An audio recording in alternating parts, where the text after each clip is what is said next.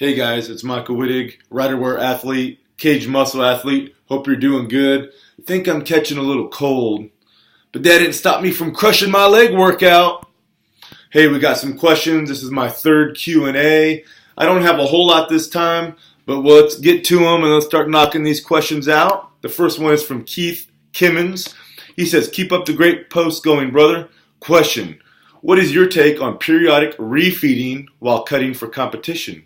And how often during the week should you do it, if you even do it at all? Thanks again for the insight. Well, Keith, when I am a few weeks out from a competition, I'm eating very low carbs, about 0.5 grams per pound of body weight, so really low. And I will have a refeed day one time a week, and it's always on the same day. So let's say Saturday, then I'll spike those carbs really high. I try to still eat pretty clean.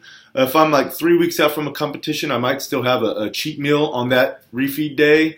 When I'm getting within 2 weeks of a competition, I'll keep that still real clean, but I'll jack them carbs up real high, just that one day a week to keep my metabolism going. Next question, Andy Darlington.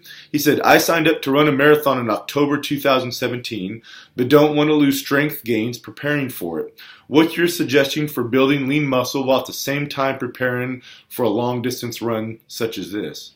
My advice is don't do it. Just don't run. I'm just kidding. You're not going to catch me running marathons. I'm too wimpish for that. That's too much for me. I'd rather lift a lot of weight. What I would say is just keep eating, man. Keep lifting. Don't cut your calories down. You're going to probably have to eat extra to make up for all the calories you're going to burn running. Keep a good log of your weights and your reps and your sets, and watch your workouts and see if you start losing strength. If you start feeling low on energy, just up your calories a little bit, up your carbs a little bit. Keep your protein high so you don't lose muscle.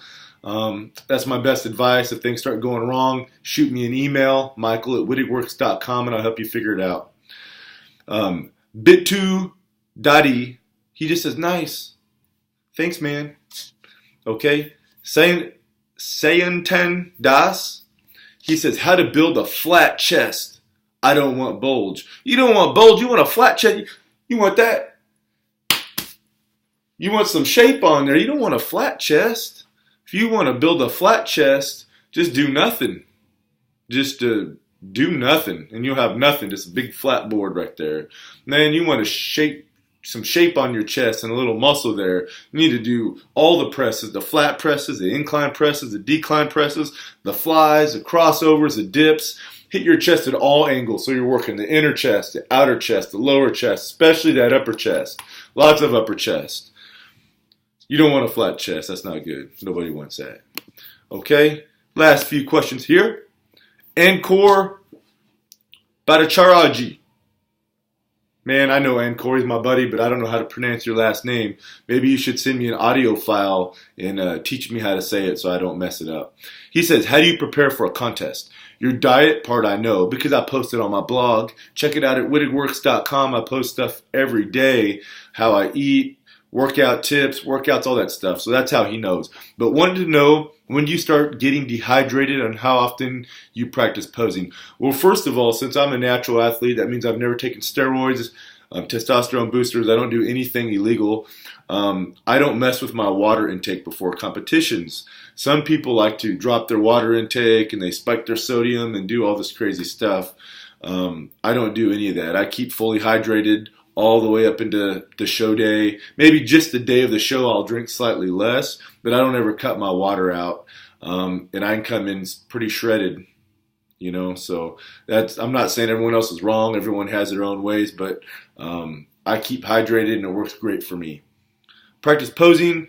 I was doing that about 3 or 4 months out every single day for 15 to 20 minutes. Some days I got busy and didn't get to do it, but other days I was practicing my posing so I can get it down. It's still something I'm working on. I'm not an expert at posing yet.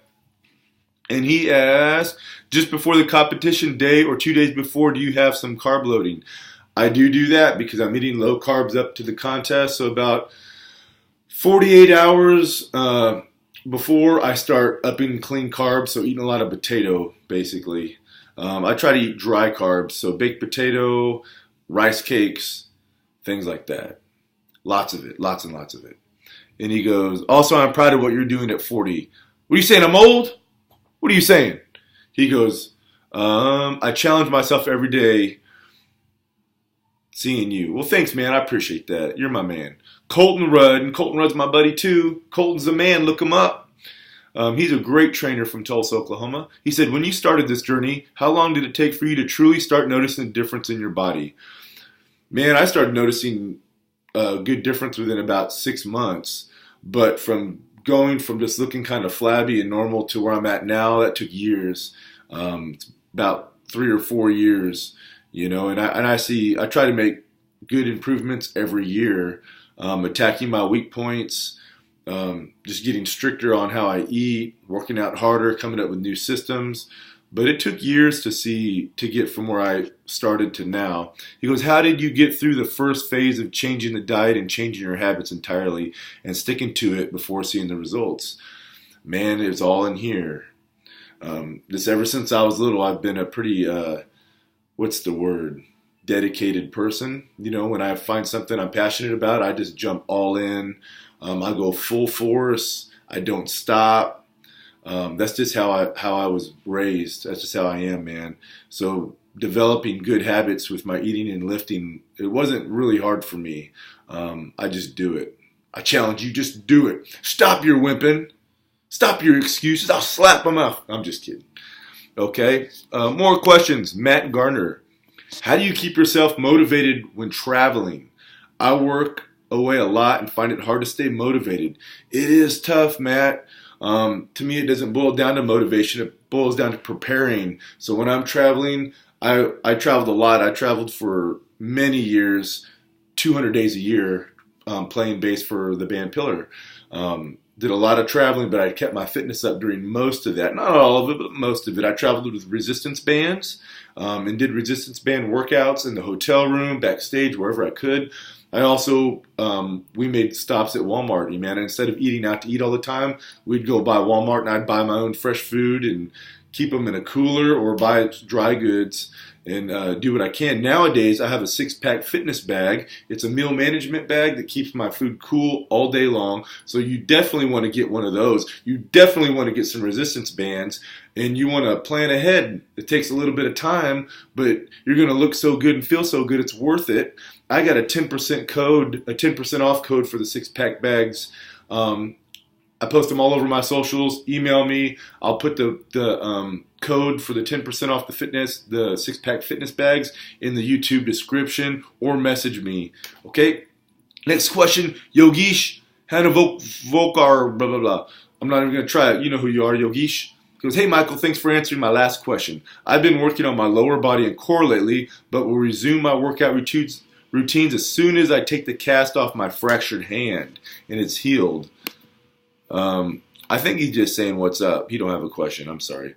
John Lasota, what made you decide to compete, and what are some of the challenges you face at your first competition?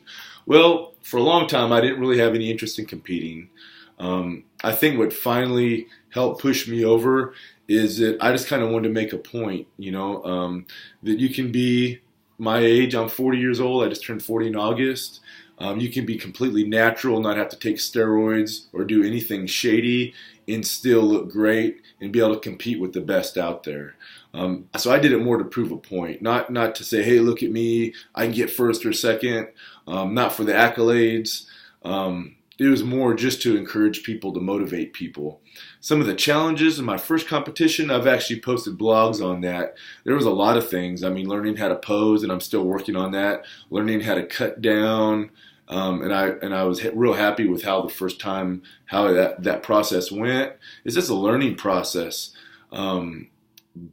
Learning how to, just what to do backstage and when to pump up before going on stage. There's a lot of the timing was a challenge, and I learned a lot, and I'm still learning. I'm not a pro. Every time I compete, I try to tweak some things. I try to learn more, try to make new friends from the other competitors and learn from them. I'm having fun doing it. I'll compete again sometime in 2017 and finally get that natural pro card. I got second place in Open in my last competition and first place in 40s Masters, but I got to get first in that Open to get my pro card, but I'm going to get it in 2017. Watch me. Okay? Two more questions. One more question. Chris Lopez Cunningham. How do you know if your workout was actually hard enough to make you sore the next day?